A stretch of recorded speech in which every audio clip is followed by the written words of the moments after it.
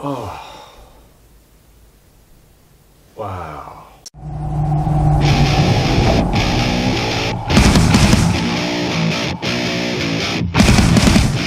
So guys, the 5th season of Game of Thrones is officially over, and I watched it last night and I took it all in. And you know those the finales of Game of Thrones, it's usually the episode before the finale that's like the big huge episode, and then the last episode is kind of setting things up for the next season.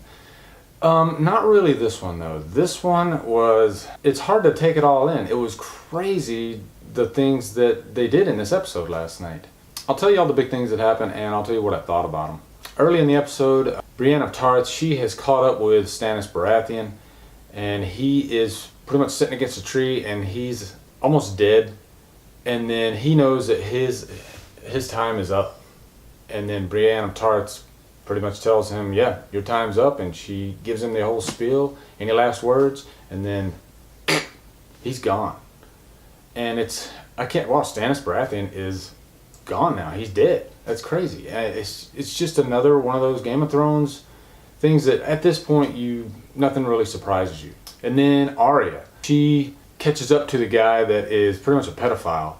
That scene was really cool because she became faceless pretty much and went covert ops and caught up with the dude, and then she killed him. And it wasn't nice and clean. It was brutal. I mean, she stabbed the shit out of him, stabbed him in the eyes. I mean, there was no love lost whatsoever. And Arya is definitely going down a really dark road. And I'm really interested in seeing where her character is going to go, because you could almost see her going evil at this point. The word grudge doesn't really do it justice. And guys, there was a little bit going on with Daenerys Targaryen and the dragon. It was pretty much just the aftermath of what happened in the last episode when the dragon came in and just swooped in and saved her. And so she was pretty much hanging out with her dragon. But then, now I want to talk about the two big things in the episode. First, with Cersei. That scene was brutal, and it kind of reminded me of Passion of the Christ a little bit. They pretty much made her get naked, and she got spit on, and the scene didn't hold back either.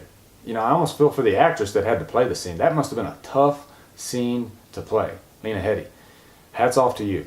But you can tell after what happened to her last night, that is a woman that is torn. I could totally see her getting vengeance Arya style on those dudes. But yeah, that was pretty crazy. And then the last thing with Jon Snow. I don't even know where to begin with that scene. I felt a whirlwind of emotions after that. Pretty much the Night's Watch. I guess it's with Jon Snow's dealings with the wildlings, and they all killed him pretty much, and they all had a hand in stabbing him over and over. And you know, at first I was like, he'll probably live through this, but then they just kept stabbing him, and then the kid pretty much finishes him off. And that was just another scene that was brutal. And it really made you feel angry, and it made you feel shocked. That is the power of Game of Thrones. You know, like an episode or not, at least they elicit an emotion. They're not just there. You are going to have some kind of an emotional response from just about every episode of this show. And that's why the show is so great. You might not be happy with the episode at the end, such as the Red Wedding. Each episode feels like a part of you, and they take something out of you. I'm hoping that Jon Snow is not dead. Like I said, I haven't read the books, but I'm thinking the Red Witch lady, she is going to have a part to play in this if he is alive.